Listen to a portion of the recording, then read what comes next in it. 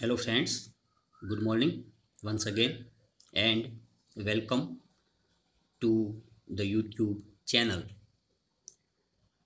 Friends, we are discussing of Standard 11, Unit 2, Read 1, AutoFab Technology. Friends, we have already discussed what is AutoFab technology in previous videos. So, what is AutoFab technology and how it works and what will be the impact of AutoFab technology on the society? What is the customer? Here in this process, we have already discussed also that the customer is a co-constructor in this product, in this process, and it will have a dramatic impact on society. So up to now, we have discussed. Now there are many advantages of this process, AutoFab technology. So let's see what are the advantages of this process. So here we go. Here we have first benefit of this technology, and it is better product quality. Better product quality. First one is better product quality. Better product quality means આપણે ગુજરાતીમાં કહીએ કે ઉત્પાદિત વસ્તુ જે હોય, production હોય, જે ઉત્પાદિત વસ્તુનું એની જે ક્વોલિટી હોય, ગુણવત્તા, એ કેવી હશે? તો it would be better than others. એની જે પ્રોડક્ટ ક્વોલિટી હશે બહુ બેટર હશે, ચડિયાતી હશે, ઉત્તમ ગુણવત્તાવાળી એ વસ્તુની ગુણવત્તા હશે. So here the automated methods of inspection and assembly will improve the quality and durability of products. The automated methods of inspection and assembly will improve the quality and durability of products. જો durability એટલે અહીંયા ટકાઉપણું, જે વસ્તુ ઉત્પાદિત થવાની એ વસ્તુનું ટકાઉપણું, એ કેટલો સમય ચાલશે, ડ્યુરેબિલિટી એટલે ટકાઉપણું. અને ઇન્સ્પેક્શન એટલે અહીંયા આપેલું છે નિરીક્ષણ.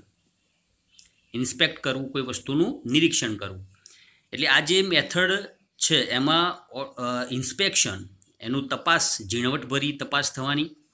અને એના જે એસેમ્બલી હોય, એસેમ્બલી હિયર એટલે જે ભાગો હોય, યંત્રોના જે ભાગો હોય એનું જોડાણ યોગ્ય રીતે થવાનું. And so it will improve the quality and durability of the products. અને એના લીધે એ જે વસ્તુ નવી તૈયાર થવાની, એની જે ક્વોલિટી હશે, એની જે ગુણવત્તા હશે, એનું જે ટકાઉપણું હશે, એના એ ખૂબ સારું હશે અને સુધારેલું હશે.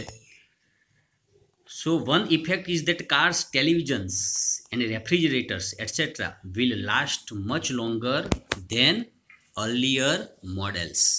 What will happen?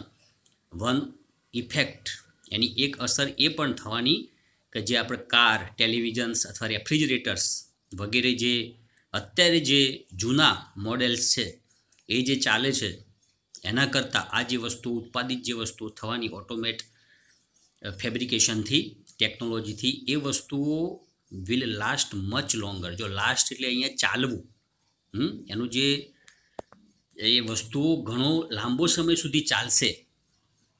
will last much longer than earlier models. જે અગાઉના જે મોડેલ્સ હતા, વસ્તુઓ હતી, એના કરતાં આ વસ્તુઓ વધારે ચાલવાની. સો therefore there will be decline in need for replacement. જો રિપ્લેસમેન્ટ એટલે બદલાવવું, આપણે કોઈ વસ્તુ રિપ્લેસ કરીએ એ રિપ્લેસમેન્ટ. અને ડિક્લાઇન એટલે એનો ઘટાડો થવો. પરીક્ષામાં પૂછાવું છે ડિક્લાઇન એટલે રિડક્શન. રિડક્શન કહી શકીએ આપણે, ઘટાડો કરવો, decrease, ઘટવું.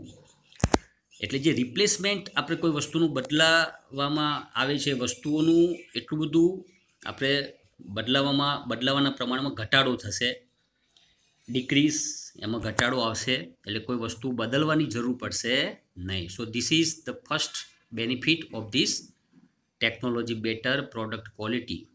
So now next one is, second one is more recycling.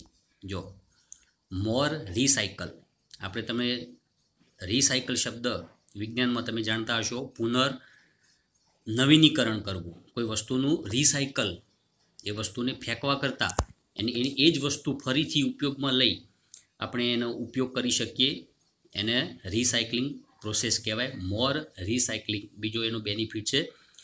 So instead of buying the latest model of a car or throwing away the old toaster, the customers will return their older models and get back new models fabricated from that old stuff.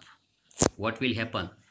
Instead of buying the latest model of a car or throwing away an old toaster, જો આપણે કોઈ વસ્તુ નવી ખરીદવાના બદલે કોઈ વસ્તુનું model આપણે નવું ખરીદીએ, માનો કે કાર હોય, ઓલ્ડ ટોસ્ટર હોય, ટોસ્ટ બનાવવાનું જે મશીન હોય, એ નવું ખરીદવાના બદલે the customers will return there old models, જે કસ્ટમર હશે એ પોતાના જે જૂના મોડેલ્સ હશે એ મોડેલ્સ પાછા આપશે and get back new models fabricated from that old stuff.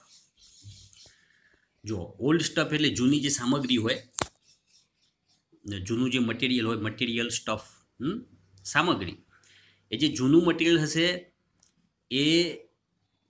એ મટીરિયલમાંથી આપણે નવું મોડેલ્સ ફેબ્રિકેટેડ થયેલું આપણે મેળવી શકીશું. સો નવું ખરીદવાના બદલે આપણે એ જ મટીરિયલમાંથી નવું મટીરિયલ, કાર હોય કે કોઈ બી ઓલ્ડ ટોસ્ટર હોય, રેફ્રિજરેટર હોય, ટીવી હોય, etcetera we will get new models fabricated from that old stuff. એ જૂના જે પદાર્થો છે, જૂની સામગ્રી છે, એમાંથી આપણે નવી વસ્તુ પ્રાપ્ત કરી શકીશું. એટલે પર્યાવરણમાં પણ ફાયદો થશે અને એ વસ્તુ રિસાયકલ થઈ અને આપણે પાછી મેળવી શકીશું. So there will be recycling of materials in new ways. જો અને આવી રીતે નવી રીતે આ વસ્તુઓનું મટીરિયલ્સ, જે વસ્તુઓ છે એનું રિસાયકલ થશે, ફરીથી પુનર્નવીનીકરણ થશે, and this will be a great compensation to environment. જો કોમ્પેન્સેશન એટલે વળતર કહી શકીએ આપણે, રિવોર્ડ કહી શકીએ. એટલે આના લીધે જે એન્વાયરમેન્ટ છે, પર્યાવરણ છે, એમાં આપણે ખૂબ જ ઉમદા કામ કરી શકીશું અને વળતર પર્યાવરણને આપી શકીશું. એટલે ત્યાં પર્યાવરણમાં પ્રદૂષિત પર્યાવરણ થવાનો કોઈ પ્રશ્ન રહેશે નહીં. એટલે આપણે આ રીતે પર્યાવરણને પણ મદદરૂપ થઈ શકીશું. સો here second benefit of this process of this technology is more recycling of the old stuff. આપણે જે જૂની વસ્તુઓ છે એ વસ્તુઓનું મોર રિસાયકલિંગ કરી, પુનર્નવીનીકરણ કરીને એ જ જૂની વસ્તુઓમાંથી આપણે નવી વસ્તુઓ મેળવી શકીશું અને પર્યાવરણને પણ મદદરૂપ થઈ શકીશું. So here third benefit of this technology is the return of the village craft worker.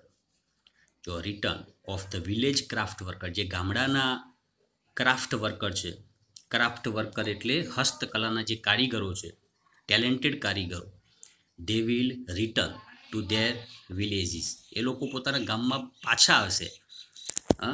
ત્યાં રોજગારી ઘણી બધી ઉપલબ્ધ થશે, એના લીધે એ લોકો they will return to their village. Talented craft worker. So let's see, if mass production loses its economic advantage, huge centralized factories would disappear. જો disappear એટલે વેનિશ આપણે કહી શકીએ, પરીક્ષામાં પૂછાયું છે, અદ્રશ્ય થવું ઇન ધ સેન્સ. એટલે અને સેન્ટ્રલાઇઝ એટલે કેન્દ્રિત, કેન્દ્રના ધોરણે કેન્દ્રીય જે ફેક્ટરીઓ છે, huge centralize factories would disappear. એ જે મોટી ફેક્ટરીઓ છે સેન્ટ્રલાઇઝ, કેન્દ્રીય, એ બધી ડિસઅપિયર થઈ જશે, એ બધી અદૃશ્ય થઈ જશે. ક્યારે? If mass production loses its economic advantage. આ રીતે મોટા પાયે વસ્તુઓનું ઉત્પાદન થશે તો એના લીધે ઇકોનોમિક એડવાન્ટેજ, આપણો જે આર્થિક લાભ છે એ ફેક્ટરીઓ ગુમાવશે અને એના લીધે આ બધી જે મોટી સેન્ટ્રલાઇઝ ફેક્ટરી છે એ બધી અદૃશ્ય થશે. So they will be replaced by a smaller and community based facility. જો રિપ્લેસ એના જગ્યાએ શું આવશે બીજું